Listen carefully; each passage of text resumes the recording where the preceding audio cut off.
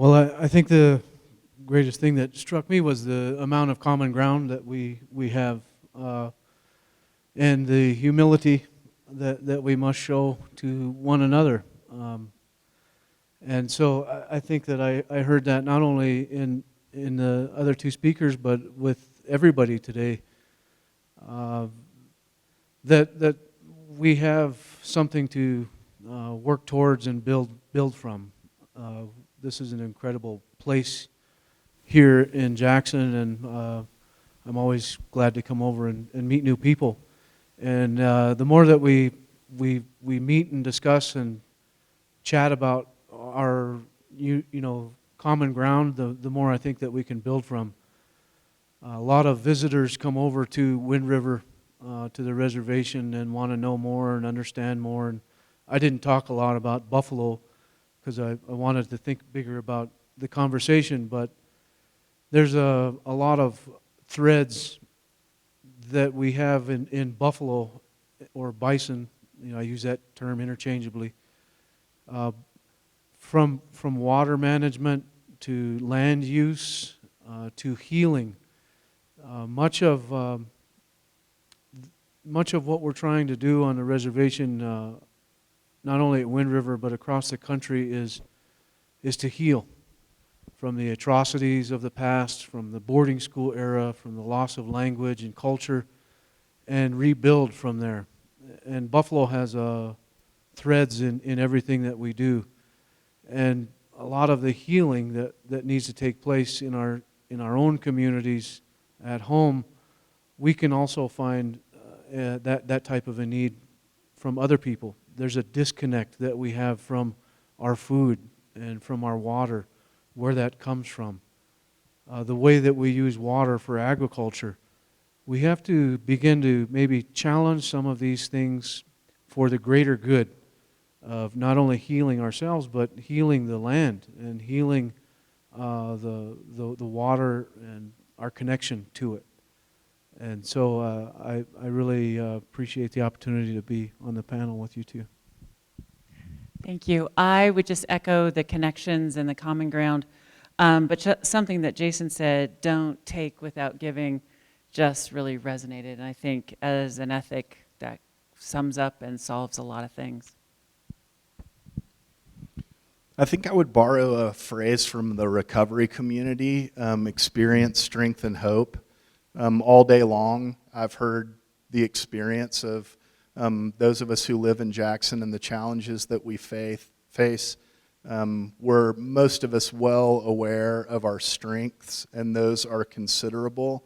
And I believe hope's been on a little short supply for the last few years, but I think it's coming back. And that's a good thing. I believe that we need that. I think that's what struck me. Questions? Oh, look. I'm so glad you guys were able to come. And I'm so glad you were able to synchronize raising your arms like that.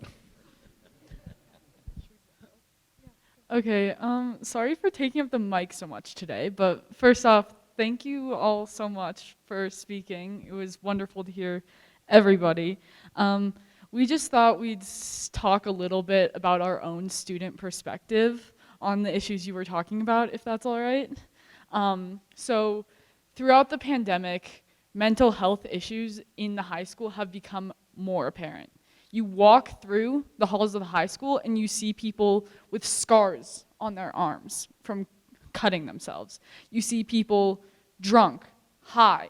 You see people failing out of classes because they don't have access to what they need. We have staff at the high school who could give people counseling, but nobody knows how to get access to that. The wait for that is long. Therapists throughout the county have ginormous wait lists. Myself having to experience waiting and waiting for that basic right is painful. And mental health problems are often glazed over. Substance abuse, we talk about it, but we don't talk about the underlying issues that cause it.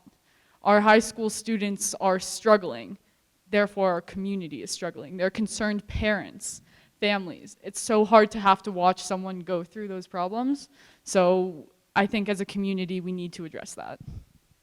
And I guess I'll just like add on my own personal experience. I've spent nights staying up until 4 a.m. trying to talk friends out of suicide or out of self-harm. Or, you know, I've had my best friend go from being a 4.0 student to flunking out of summer school. So this is like a genuine crisis. A lot of parents and teachers, their eyes do glaze over because they don't recognize, they don't hear these personal anecdotes from students. And I think it's really important for us to share our voices. And like, I'm really frustrated as a student. I just watched the county and school board approve a $40 million Bronc Achievement Center, but they're not putting any funding into counseling services or therapy services. So, you know, we have access to fancy new basketball courts, but you know, that has no impact if students are unable to make it to school and graduate from high school. So this is a big issue, and I know that we're kind of throwing this on you guys. You guys obviously aren't responsible for this, but I'm curious if you have any input as adult members of this community about how we can address this and like what this means to you. I first want to say thank you. I am very new to the area of behavioral health. I am not a professional, and it was shocking to me when, because we were during COVID, we were on Zoom calls. And sorry, this is hard. One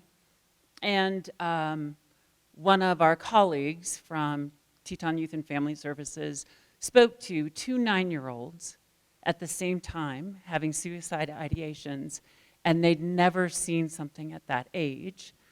Teton Youth and Family Services has seen a 60% increase in need of their services. This is the adolescents in our community. So I understand your frustration. I will tell you the work around the initiative has elevated this, but systems work takes time. And I am sorry, that doesn't make me feel better. It's not gonna make you feel better. But there are people in this community that care and are trying truly every day to move this forward. But your voices being heard today mean more than anything, and I really mean that. I think I'm grateful for the work that Lori and the Community Foundation, St. John's Health, other leaders in the community are doing, and I also acknowledge it's not enough and slow. What I can also tell you is I'm the parent of a 16-year-old daughter, and I see the struggle that she's faced, particularly during COVID, particularly during that period of COVID when we were isolated and remote school, all for good reasons, right? I mean, I acknowledge that. And I can also say, you know, I don't know comparison-wise whether I was struggling as much or not quite as much as Jade, but I also know that pain is not a contest, and pain is pain. And my expectation is each of those kids who are struggling that are your contemporaries also have adult parents or guardians who are also struggling. I mean, the last 2.5 years was so far and above harder for me personally and professionally than anything I have ever experienced in my entire life. And I think it's going to take both time and a lot of intention and focus on recovery from that experience, which is why I add, which was one of the reasons I add social emotional learning centers to my laundry list. I believe that that gets extended to the work that like Daniela Peterson is doing in EMDR and neurofeedback with so many adolescents in our communities, that we need to become more fluent in addressing and healing trauma. We can talk about trauma pretty well, but we don't quite know how to heal it. And if I were to say, if there's one professional barrier that I run into, and in trying to pastor people or helping people or groups of people grow, it's trauma. And that's, the full range, adverse childhood experience to, horrific events that occurred a single time. So, if we're circling the wagons here around that side of our life together, count me in. This is a similar issue on our reservation and indigenous communities, and it's intergenerational trauma. We also have high suicide rates and high school dropout rates. The largest majority of our population is under the age of 30. And so many of those young people don't have their language, don't have their culture, customs intact. I don't have a solution, but one, I think exercise in trying to help our young people is to connect them with culture. Even I've myself have struggled in alcohol. I found my help in Buffalo, and I was very upset for a number of years about the history. I traveled to East Africa and came home and learned a lot about the reservation era and federal Indian law and policy, and it's disgusting. I showed you some of the maps that give you reasoning why. I think that a lot of our people carry that, and we have to address it in some way. And I truly believe that if we can connect our young people to outdoors, to connecting to plants and animals, those are our cultural values. And so if we can take our kids and express those activities that are meaningful to us, like picking your meal, or catching a fish, or harvesting some berries, participating in a kill of a buffalo, and ingesting that animal. Those are all healing things. And I just think that we have to do better for our young people from a very young age, to expose them to the outdoors. We are human beings, but we're so disconnected from the natural world. I think we'd be better caretakers and stewards if we had to drink water from the stream, or we had to eat that fish from the river, because obviously what we eat is very important in our own health. For me, it's also ceremony.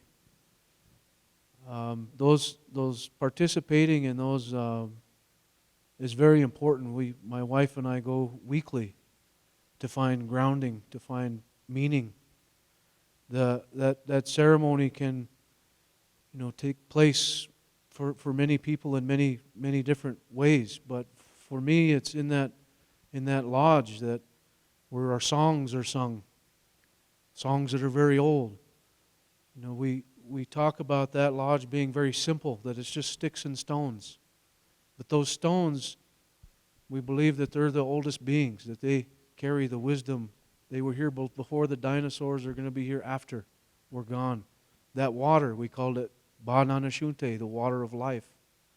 That lodge is also emblematic of the womb, Mother Earth. Those cultural connections and way of looking at the world is about compassion, it's about empathy and generosity. A long time ago, our people believed that hoarding wealth and materials was a sickness, because that's very selfish. And so if we can teach more of these kind of philosophies, beliefs, values, that is maybe different than what we know, that creates some level of cognitive dissonance. And I had a chat with Jonathan last night about cognitive dissonance, and I got cognitive dissonance when I went to East Africa and I got to meet the Maasai, or in New Zealand with the Maori, or in Russia with the Altai people. the cognitive dissonance we can all achieve by just going to a reservation and participating in a celebration. Seeing something and understanding something different than what we know opens our minds. So the more that we can open up the minds of our young people, the better they're going to be able to find themselves as they grow in this difficult society that we live in. And I just truly, I don't think that any of us have a solution for helping our young people, but a step to take would be to connect them to something that they can find value in. Before we go on to the next question, I just wanted to, the reason you guys were able to come here is that when I started letting people know about 22 and 21, I got a call from a interested party and said, you need to have some high school students at your function. So I called Mr. Crisp, and you guys came, and I can't tell you how much that makes my heart sing. So this is really wonderful. So thank you so much, and please give my thanks to Mr. Crisp as well. So we have got 2 more questions, 1, 2, and then we will end this section. So Shelby, you'll be last. Thank you. Thank you for your discussion. It's very thought-provoking. Jessica Chambers. So we have church, philanthropy, indigenous, which is a very interesting combination to be, sitting on a stage together.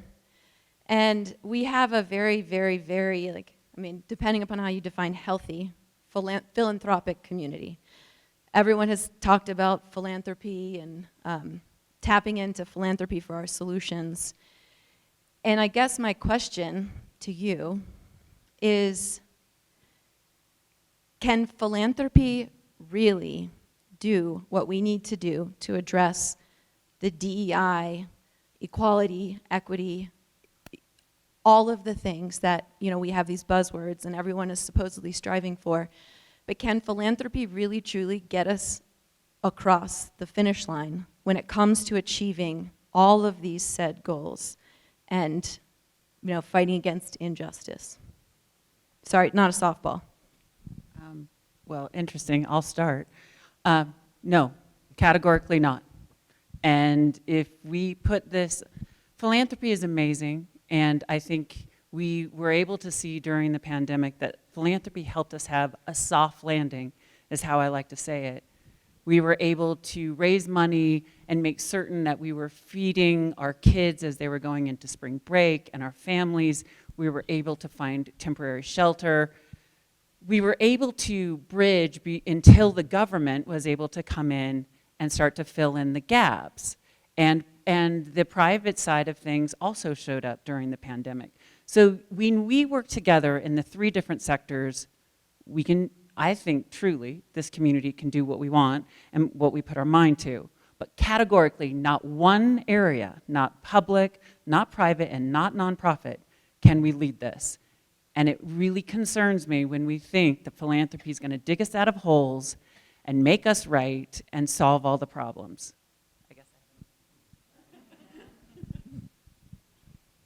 Yeah, I thought about just saying no. It's one of the tools in the toolbox that I'm grateful that we have here. There's generosity. I've said to the colleagues that I work closely with here, and this is particular to this Jackson Hole context, if money is the solution to the problem, we have a really easy solution here, especially if the mission is clear and compelling. In my work, it's like money follows mission. So in what I hear you say, there's this broader mission, and the financial resource that comes to support it is a component of it, but it's not all of it. And I think we're talking about transformation of lives individually and collectively. We're talking about learning. We're talking about adult learning, which is even a lot harder than young adult learning, I think. So there are so many components. I still remain hopeful. I say also no, but I'm also hopeful because tribes are governments, and even though Native American people are 2% of the population, the only people with sovereignty or quasi-sovereignty. And so philanthropy has yet to break that bridge into helping indigenous communities because most don't know how to work on a governmental level with tribes. I think indigenous-led conservation is going to increase in philanthropy because it brings a new and different paradigm to how we relate to land and animals and water that is more about kind of decolonizing our way of thinking, which translates into the way we use land and the way we use water, which is more about sustainability and longevity. So my hope would be that philanthropy would to continue to increase and engage with tribal governments, but also tribally led conservation, which translates into helping our communities and our youth find ways to work that is culturally relevant and aligns with our beliefs and values.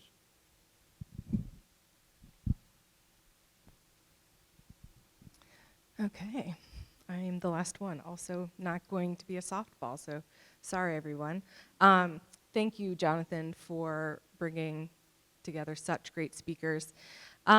This, I think, might be my 5th or 6th 22 and 21. And every year we are learning about some facet of our community, the two Teton counties, the GYE. And my question for you today is, considering all of the folks that we've heard from and maybe other 22s and 21s that, wait, 22, 20, okay, that one. Who, with as much specificity as you can offer, who is going to lead this? Who's going to do it?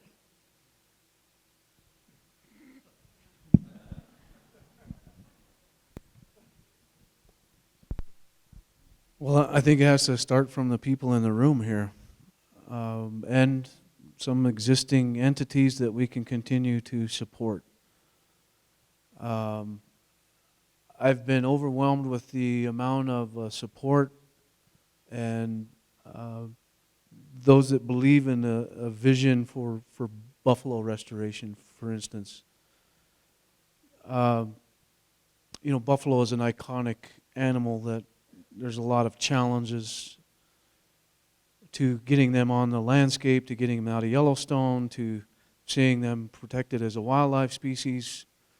And, there's an effort at Wind River to do just that, to protect them under tribal law as wildlife and restore them to a larger landscape for their ecological role and their cultural importance.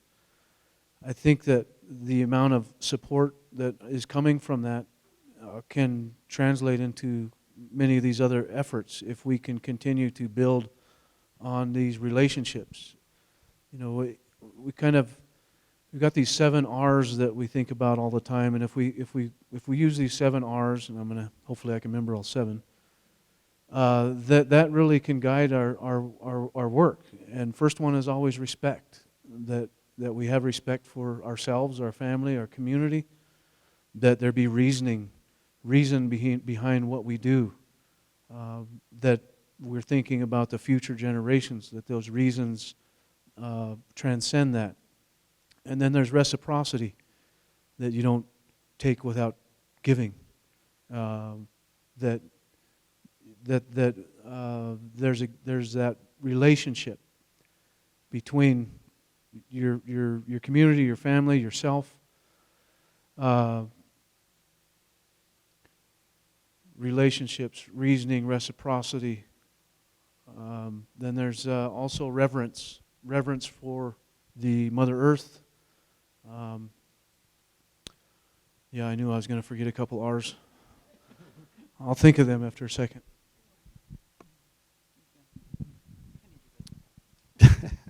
I